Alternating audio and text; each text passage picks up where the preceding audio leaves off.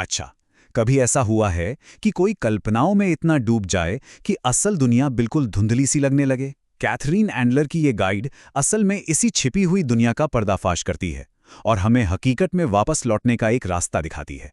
तो चलिए साथ मिलकर इसके हर चैप्टर को समझते हैं, ताकि अंत तक इस आदत को समझने और इस पर काबू पाने का एक मजबूत रोड मैप हमारे पास तैयार हो। तो इस पूरे सफ़र में हम क्या क्या देखने वाले हैं? देखिए, सबसे पहले तो हम इस दुविधा को समझेंगे कि ये है क्या। फिर हम इसके पीछे के कारणों और इसके असर को जानेंगे। इसके बाद हम असली समाधानों पर ध्यान देंगे, जागरूकता और ठहराव से लेकर सीधे एक्शन लेने तक। और आखिर में हम इन सबको मिलाकर आज़ादी का एक पर्सनल रोड मैप तैयार करेंगे और देखेंगे कि यहाँ से आगे क्या करना है। तो चलिए शुरुआत करते हैं सबसे पहले और सबसे ज़रूरी सवाल से। आखिर हम बात किस चीज़ की कर रहे हैं? कहते हैं ना, किसी भी प्रॉब्लम को सॉल्व करने का पहला स्टेप होता है उसे ठीक से समझना। अब देखिए, एंडलर यहाँ एक बहुत ही ज़रूरी फ़र्क बताती हैं। ये वो नहीं है जिसे हम मन का भटकना कहते हैं, जो तो हम सबके साथ होता है। नहीं, ये उससे कहीं ज़्यादा गहरा है। ये एक स्क्रिप्टेड पैटर्न है, मतलब ऐसी कल्पनाएं जिन पर ब्रेक लगाना लगभग नामुमकिन सा हो जाता है। ये सिर्फ सोचना नहीं है, ये तो एक पूरी की पूरी दुनिया में जीने जैसा है। तो फिर इसे पहचाने कैसे? कुछ साफ संकेत हैं इसके, जैसे कल्पना में खो जाने की एक लगातार इच्छा होना, अगर कोई बीच में टोक दे तो गुस्सा या चिड़चिड़ापन महसूस होना, और पूरा का पूरा दिन अपनी ही अंदरूनी कहानियों के इर्द गिर्द घूमना। किताब में केस है सारा का, जो एक ग्राफिक डिजाइनर है। वो हर शाम अपने काल्पनिक गुरुओं के साथ बातचीत का अभ्यास करने में इतनी खो जाती थी कि उसका काम तक असर होने लगा। उसकी कल्पनाएं इतनी असली लगने लगी थी कि असल दुनिया की बातचीत उसे फीकी लगने लगी थी। अब जरा एक मिनट रुककर खुद से ये कुछ सवाल पूछिए। पिछली 5 बार जब कोई अपनी कल्पनाओं में खो गया था तो वो क्या थी? जब किसी बाहरी चीज ने उन्हें वापस खींचा तो कैसा महसूस हुआ? और सबसे जरूरी, उन कल्पनाओं में ऐसा क्या है जो असल जिंदगी से ज्यादा अच्छा लगता है? इन सवालों के जवाब हमें असल जड़ तक ले जा सकते हैं। ठीक है, तो अब हम ये तो समझ गए कि ये है क्या, लेकिन अगला बड़ा सवाल है, ये होता क्यों है? आखिर क्यों कुछ लोगों के लिए ये इतनी गहरी आदत बन जाती है? चलिए अब इसके ट्रिगर्स को और असल जिंदगी पर इसके असर को, मतलब हमारी एनर्जी, हमारे फोकस और हमारे सेल्फ कॉन्फिडेंस पर इसके असर को समझते हैं। किताब के मुताबिक इसके कुछ बहुत ही कॉमन ट्रिगर्स होते हैं, जैसे खाली समय या बोरियत, अकेलापन या चिंता जैसी भावनाएं, या फिर कहीं इंतजार करना। लेकिन ये तो सिर्फ ऊपर की बात है। असल में इसके पीछे कुछ गहरे कारण भी हो सकते हैं, जैसे बहुत ज़्यादा सेंसिटिव होना, हर चीज़ को परफेक्ट करने की चाह, या कोई पुराना दर्द जिससे बचने के लिए मन अपनी ही एक अलग सेफ दुनिया बना लेता है। तो अब अपने खुद के ट्रिगर्स को कैसे पहचानें? इसके लिए किताब में एक बड़ा कमाल का एक्सरसाइज है जिसे ट्रिगर टाइमलाइन कहा गया है, और ये बहुत सिंपल है। पहला कदम, दिन भर में जब भी कोई कल्पनाओं में खो जाए उसे नोट करें। दूसरा, ध्यान दें कि ठीक उससे पहले क्या हो रहा था या कैसा महसूस हो रहा था। और तीसरा, इस पैटर्न को देखकर अपने टॉप 3 ट्रिगर्स को पहचानें। तो असल दुनिया में इसका नुकसान क्या होता है?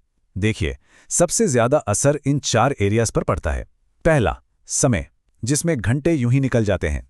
दूसरा, प्रोडक्टिविटी, जिसमें जरूरी काम पीछे छूट जाते हैं। तीसरा, रिश्ते, जहां अपनों से दूरी बन जाती है। और चौथा, हमारी खुद की भलाई, जिसमें गिल्ट, शर्म और यहां तक कि नींद भी खराब हो जाती है। लेकिन इस नुकसान को नापें कैसे? पता कैसे करें कि कितना असर हो रहा है? इसके लिए एंडलर एक वीकली रिव्यू का तरीका बताती है। इसमें बस 3 सिंपल स्टेप्स हैं। पहला, हर रोज ट्रैक करें कि कितनी देर और कितनी बार कल्पनाओं में खो रहे हैं। दूसरा, ये देखें कि वो समय किस चीज का था, काम का, दोस्तों का या खुद की देखभाल का।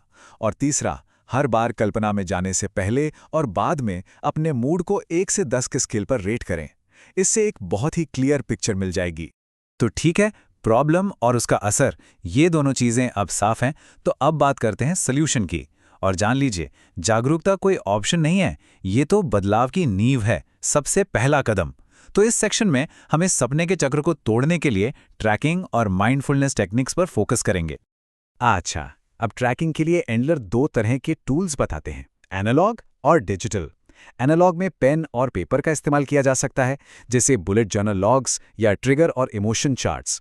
वहीं डिजिटल टूल्स में smartphone apps, habit tracking widgets और तुरंत नोट्स लेने के लिए वॉइस मेमो का इस्तेमाल किया जा सकता है। आइए देखते हैं कि ये असल में कैसा दिख सकता है। मान लीजिए किसी ने अपनी डायरी में नोट किया, शाम के 7:30 बजे ट्रिगर था फोन पर बस यूं ही स्क्रॉल करना, और ये 45 मिनट तक चला। कल्पना में जाने से पहले मूड 10 में से 4 था और बाद में 2 पर आ गया। और इसका नतीजा, रात में नींद ठीक से नहीं आई। देखा, ये छोटा सा लॉग आपको एक बहुत ही क्लियर पिक्चर दे देता है कि पैटर्न क्या है। तो जैसे ही लगे कि आप सपनों में खो रहे हैं, उसे तोड़ने के लिए यहाँ 3 बहुत पावरफुल टेक्निक्स हैं। पहला है बॉडी स्कैन एंकर, जिसमें अपने शरीर में पैर की उंगलियों से लेकर सिर तक के तनाव पर फोकस करते हैं। दूसरा है 5 इंद्रियों की जांच। अपने आसपास 3 रंग देखें, 2 आवाजें सुनें और एक टेक्सचर को महसूस करें। और तीसरा है सांस गिनना। 4 तक सांस अंदर लें, 2 तक रोकें और 6 तक सांस बाहर छोड़ें। तो अभी तक हमने बात की कि इस साइकिल को बीच में रोके कैसे। अब हम एक कदम आगे बढ़कर बात करेंगे कि इसे बदलें कैसे। देखिए, कल्पना उस खालीपन को भरती है जो असल जिंदगी में होता है, लेकिन हम उस खालीपन को पर्पसफुल एक्टिविटीज, मतलब किसी मकसद वाले कामों से भी भर सकते हैं। और ये समझना भी जरूरी है कि ये कल्पनाएं अक्सर हमारी कुछ गलत धारणाओं पर पनपती हैं और हमें उन्हीं धारणाओं को चैलेंज करना है। तो इन कल्पनाओं की जगह लेने के लिए एंडलर 4 तरह की एक्टिविटीज बताते हैं। संपर्क, जैसे किसी दोस्त को फोन करना। एक्टिविटी, जैसे एक छोटी सी वॉक पे चले जाना। क्रिएटिविटी, जैसे कुछ लिखना या स्केच करना। और आराम, जैसे एक छोटी सी नैप लेना। और यहाँ एक बहुत ही कमाल की टिप है जिसे हैबिट स्टैकिंग कहते हैं। रात को दांत ब्रश करने के ठीक बाद अपने दिवास्वप्न लॉग में एक लाइन लिखें।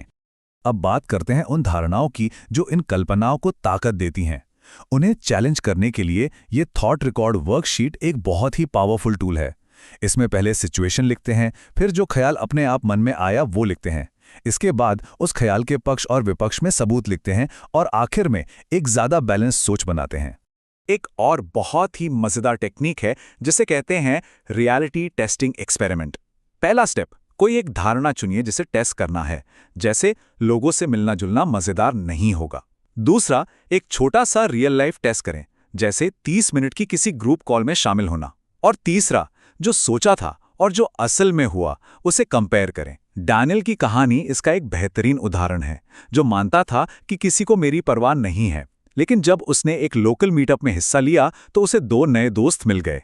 तो अब तक हमने कई सारे टूल्स और टेक्निक्स देख लिए, लेकिन सबसे बड़ा सवाल ये है कि इन सबको एक साथ कैसे लाएं। यहीं पर आता है आखिरी चैप्टर, जहां ये सारे टूल्स मिलकर एक पूरा रोड मैप बनाते हैं। एंडलर दिखाते हैं कि एक ऐसा प्लान कैसे बनाया जाए जो जिंदगी के उतार चढ़ाव के साथ एडजस्ट हो सके। तो ये पर्सनल रोड मैप दिखेगा कैसा? इसमें कुछ बहुत जरूरी हिस्से होने चाहिए।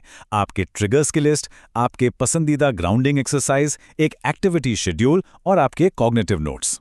अब इसे बनाए रखने के लिए क्या करें? हर हफ्ते अपने लॉग्स को अपडेट करें। हर महीने अपनी वर्कशीट्स को देखें और अपनी छोटी से छोटी जीत का भी जश्न मनाएं। और हाँ, सबसे जरूरी बात, ये सब अकेले करने की जरूरत नहीं है। एक सपोर्ट सिस्टम बनाएं, चाहे वो कोई ऑनलाइन ग्रुप हो या कोई दोस्त। तो आखिर में इस पूरी किताब का निचोड़ क्या है? एंडलर की ये गाइड सिर्फ एक बार पढ़ के रख देने वाली किताब नहीं है। ये एक टूलकिट है, एक ऐसा टूलकिट जिसे असल जिंदगी के साथ अपने जुड़ाव को मजबूत करने के लिए बार बार इस्तेमाल किया जा सकता है। ये पूरी जर्नी है, अवेयरनेस से लेकर असलियत से जुड़ने तक की। और ये सफर यहीं खत्म नहीं होता, इसके आगे भी बहुत कुछ है। अपनी समझ को और गहरा करने के लिए अनुपयुक्त दिवास्वप्न पर रिसर्च आर्टिकल्स पढ़ें, एटॉमिक हैबिट्स जैसी आदतें बनाने पर लिखी गई क्लासिक किताबों को पढ़ें, ऑनलाइन कम्युनिटीज में शामिल हों, लिखने या आर्ट थेरेपी जैसे दूसरे तरीकों के बारे में सोचें। और सबसे जरूरी, अपने ब्लूप्रिंट को हर 3 महीने में रिव्यू करें ताकि वो हमेशा काम का बना रहे। और आखिर में पूरी बात इस एक पावरफुल आइडिया पर आकर टिक जाती है। कठोर ट्रैकिंग, सचेतन रुकावटों, उद्देश्यपूर्ण गतिविधि और संज्ञानात्मक चुनौती को मिलाकर आप असल में अपना समय वापस पाते हैं और अपने आसपास की दुनिया से अपना रिश्ता फिर से बनाते हैं। तो अब जाते जाते ये सवाल आपके लिए है, इस पूरी गाइड में से वो कौन सा एक टूल है जो अगर आज से ही इस्तेमाल किया जाए तो रोजमर्रा की जिंदगी में सबसे बड़ा बदलाव ला सकता है?